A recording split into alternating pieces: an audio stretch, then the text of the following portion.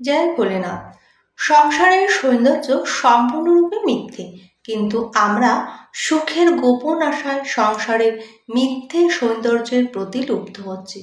পৃথিবীর কোনো প্রাণী বা বাস্তবের সৌন্দর্য কিন্তু নেই। এই সত্যে বিশ্বাস রেখে আমরা যত তাড়াতাড়ি নিজেদের ভ্রান্তি থেকে মুক্ত হব, ততই আমাদের মঙ্গল।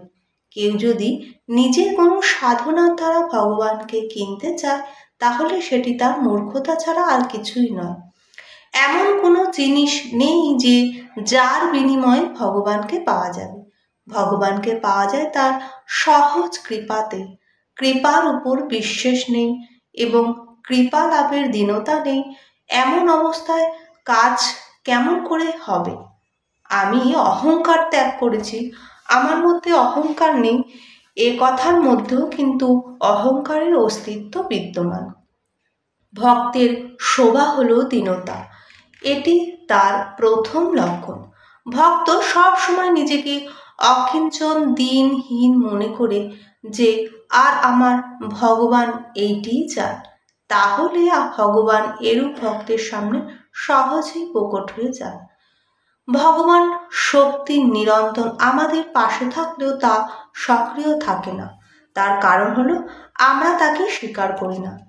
যখনই আমরা ভগবানের শক্তি অনুভব করতে থাকব, তখনই সেই শক্তি সক্রিয় হয়ে যাবে এবং আমরা কৃতকৃত হয়ে যাব। ভোগের সুখের প্রতি আমাদের যে আস্থা এতটাই দৃঢ়মূল হয়ে যাবে যে বৈরাগ্যের কথায় তা দূর হবে না। কোনো মহান বিপত্তির আঘাত এবং ভগবানের অথবা তার কোনো প্রেমীজনের কৃপায় এই আস্থা দূর করতে পারে। শরণাগত সেই হতে পারে যে দিন, যার নিজের বুদ্ধির সামর্থ্য যোগ্যতার অহংকার আছে, সে কিনা কারোর শরণ নিতে চাইবে। যখন নিজের সমস্ত শক্তির আশা ভরসা ভেঙে যায়, তখন সে ভগবানের দিকে তাকায় এবং তার আশ্রয় কামনা করে। শরণাগতির মধ্যে দুটি জিনিস অনিবার্যভাবে, নির্ভয়তা এবং নিশ্চয়তা। যতক্ষণ পর্যন্ত ভয় এবং চিন্তা থাকবে, ততক্ষণ না হবে নিজের দীনতার উপর বিশ্বাস, না হবে ভগবানের শরণাগত বাৎসল্যের উপর বিশ্বাস। এই দুটির উপর বিশ্বাস না হওয়া পর্যন্ত সাফল্য আসবে না। ভগবানের কৃপা দিনের সম্পত্তি। আমরা দীন হয়ে গেলে ভগবত কৃপার উপর আমাদের স্বাভাবিক অধিকার হয়ে যায়। সাধন ভজন করতে হবে, কিন্তু তার জন্য মনে যাতে অহংকার না আসে সেই বিষয়ে সাবধান থাকতে হবে। কথা মনে রেখো যে ভগবানের কৃপাতেই সাধন ভজনে রত আছো। নিরন্তর যেন ভগবানের কৃপার স্মরণে থাকে আর নিজের পুরুষার্থ বিস্মৃত, ব্যাস তাতেই কাজ হয়ে যাবে। যে যত দিন তার মধ্যে ভগবানের কৃপা শক্তি তত বেশি প্রকাশিত হয়। দীনতা ভগবানের কৃপার প্রকাশ্যে সম্মুখস্থ পর্দা দিয়ে যেন ছিঁড়ে ফেলে দেয়। যেমন ব্রহ্মার বাণীর এক এর তিনটি অর্থ, তেমনি গীতা ভগবান শ্রীকৃষ্ণের বাণী। অধিকারী ভেদে তার অনেক অর্থ থাকে। বিভিন্ন আচার্য টিকাকার যে গীতার বিভিন্ন রকম অর্থ করেছেন, এটি হলো তার হেতু। অধিকারী ভেদে সেই সব অর্থে সামঞ্জস্য আছে। ভগবানের কৃপা অধিকারী ভেদের অপেক্ষা রাখে না। তিনি কেবল দেখেন যে একমাত্র কৃপারই প্রত্যাশী কিনা। ভগবানের কৃপা সকলের সম্পত্তি, তবে বিশেষ করে তা হলো দীনের সম্পত্তি, কেননা ভগবান হলো দীনবৎসল। অবোধ বালক যে কথা বলতে পারে না, কোনো রকম ইঙ্গিত করতে পারে না, সে সবসময় মনোব্যথায় কেঁদে যায়। সেই সময় যার কাছে কান্না ছাড়া অন্য কোনো সাধনা নেই, সে যেন ভগবানের কাছে কাতর হয়ে কাঁদে। জগতে কাদা শুভ ভীরুতা, ভগবানের কাছে কাদা পরম কল্যাণময় এবং পরম শক্তির দ্যোতক। ভগবানের কৃপার প্রতি ভরসা রেখে দীনভাবে তার শরণাপন্ন হতে হবে। যখন আমরা ভগবানের শরণাপন্ন হই এবং তিনি পাশে এসে যান, তখনই তার দৈবিক গুণ শাশ্বতই আমাদের মধ্যে আবির্ভূত হয়। তখন আর বন্ধনকে কাটতে হয় না। বন্ধন বিচলিত হয়ে নিজে থেকেই ছিন্ন হয়ে যায়। গ্রন্থি খুলতে হয় না, তা নিজে থেকেই খুলে যায়। আমরা যেমনই হোক, ভগবানের কৃপা এমনই বৈশিষ্ট্যপূর্ণ যে তা আমাদের সকল প্রকারের দোষ পাপ থেকে মুক্ত করে ভগবানের চরণে আশ্রয় প্রদান করে। না হলে দিনহীন কেমন করে সফল হতো। আগুন সকলকেই পেয়ে থাকে।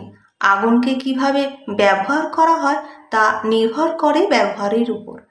তেমনি কাজ করার শক্তি ভগবান দিয়েছেন, তবে সেই শক্তি কোনো ধরনের কাজে যে ব্যবহার করা হবে তা আমাদের উপর কিন্তু নির্ভর করে।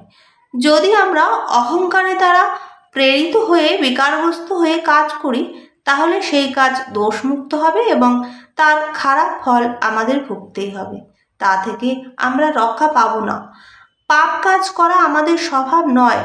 আমাদের অন্তরস্থ বাসনাগুলিকে নিয়ে পাপ কাজগুলো হয়ে থাকে। অতএব প্রথমে এই বাসনাগুলোর নিবারণকরণ করতে হবে। সংসারে অর্থভোগ যাদের কাছে যত বেশি, তারাই তত বেশি সন্তপ্ত এবং অন্যকেও তারা বেশি সন্তপ্ত করে। যাঞ্চা করা খুবই খারাপ, কিন্তু যাঞ্চা যদি করতেই হয় তাহলে ভগবানের কাছে যাঞ্চা করো আর ভগবানকেই যাঞ্চা করো। সাধু সন্তরা ভগবানের শরণাগতি দু প্রকারের কথা জানিয়েছে, যথা এক, নিজের পুরুষার্থের দ্বারা নিজের প্রচেষ্টায় ভগবানের শরণাপন্ন হও, এবং দুই, ভগবানের শরণাগত বাৎসল্যের প্রতি বিশ্বাস রেখে নিজের শরণে নেওয়ার জন্য প্রতীক্ষা করো। পৃথিবীতে এদের উদাহরণ আছে। বাদরের বাচ্চা এবং বিড়ালের বাচ্চা। বাদরের বাচ্চা নিজে নিজেই লাফিয়ে মায়ের বুকে গিয়ে পড়ে, আর বেড়ালের বাচ্চা নিজের দিক থেকে সক্রিয় হয় না।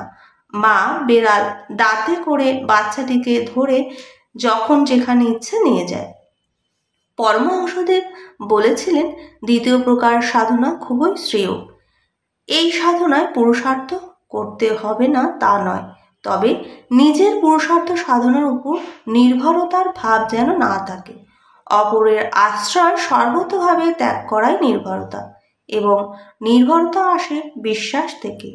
যদিও বিশ্বাস ভগবানের কৃপা থেকেই হয়ে থাকে, তাহলেও বিশ্বাস কাছে ভগবানই প্রত্যাশা অবশ্যই করে যে সে যেন তার নিজের মনে করে ভগবান আমারই।